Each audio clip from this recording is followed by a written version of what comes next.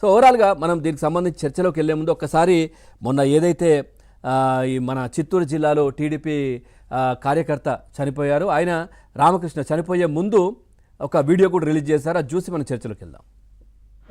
నేను టీడీపీ కార్యకర్త, ఇట్లా పలానా వైసీపీ వాళ్ళు ఎన్ గణపతి, ఎన్ మహేష్, కె వెంకటరమణ, ఎన్ తిర్లోక, వీళ్ళు నలుగురు ఇప్పటికి 4 దఫాలంటే నన్ను ఆడ పడితే ఆడ పట్టుకొని కొట్టేది, నా కొడుకులు పట్టుకొని ఆడంటే ఆడ ఇది చేసేది, ఈ దాని రావద్దు ఆ దాని రావద్దు, ఇది నాది అది నాది అనేది ఇట్లా బెదిరిస్తూ ఉన్నారు. నా పిల్లలకి 2 కాళ్ళు ఇది చేసినారు. అప్పుడు కంప్లైంట్ ఇస్తే అప్పుడు పట్టించుకోలేదు. నేను నా కొడుకుని హాస్పిటల్లో అడ్మిట్ చేసి పుంగూరు స్టేషన్ కాడికి కంప్లైంట్ ఇస్తే ఏమాత్రం వాళ్ళు వైసీపీ వాళ్ళకే న్యాయం చేస్తాడు, మాకు న్యాయం చేయలేదు సిఐఏ. మీరు నన్ను సహకరించి నాకు వాళ్ళతోనే ప్రాణంగా ఉన్నది, నన్ను కాపాడాలా.